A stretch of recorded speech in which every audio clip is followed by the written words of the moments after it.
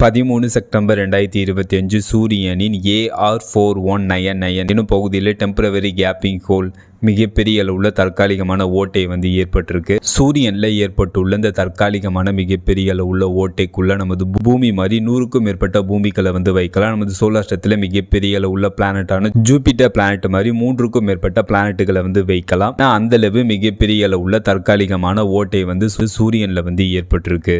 சூரியனில் ஏற்பட்டுள்ள இந்த மிகப்பெரிய அளவுள்ள தற்காலிகமான ஓட்டை இதற்கு என்ன நேம் அப்படின்னு கேட்டீங்கன்னா கரோனல் ஹோல். கரோனல் ஹோல்னா என்ன அப்படின்னு கேட்டீங்கன்னா சூரியனோட மேக்னெட்டிக் ஃபீல்டு ஓப்பனா இருக்கும் பகுதி கரோனல் ஹோல். சூரியன்ல ஏன் இந்த கரோனல் ஹோல் ஏற்படுது அப்படின்னு கேட்டீங்கன்னா சூரியனோட மேக்னெட்டிக் சைக்கிள்னால இயற்கையாகவே சூரியன்ல இந்த கரோனல் ஹோல் ஏற்படும். இந்த கரோனல் ஹோல் ஏன் பார்க்கிறதுக்கு இருட்டா தெரியுது அப்படின்னு கேட்டீங்கன்னா சூரியனோட சரௌண்டிங் பகுதிகளை விட இந்த கரோனல் ஹோல் பகுதியில் குறைவான டென்சிட்டி மற்றும் குறைந்த டெம்பரேச்சர் இருக்கும். அதனால இந்த கரோனல் ஹோல் பார்க்கிறதுக்கு ஓட்டை போல தெரியும். 14 செப்டம்பர் 2025 கரோனல் ஹோல்ல இருந்து சூரிய புயல் நமது பூமியை நோக்கி அனுப்பப்பட்டிருக்கு. அப்படி அனுப்பப்பட்ட சூரிய புயல் நமது பூமியை தாக்கியிருக்கு. இந்த பூமியை தாக்கின சூரிய புயல்னால கனடா, அலாஸ்கா, நியூசிலாந்து போன்ற நாடுகளோட அட்மாஸ்பியர்ல yellow colour, pink colour, orange colour, blue colour போன்ற கலர்ஸ்ல வானத்துல அரோராஸ் ஏற்பட்டிருக்கு. 14 செப்டம்பர் 2025 நமது பூமியை தாக்கின சூரிய புயல் G2 கேட்டகரியை சேர்ந்தது அப்படின்னு நோவா தெரிவிச்சிருக்காங்க.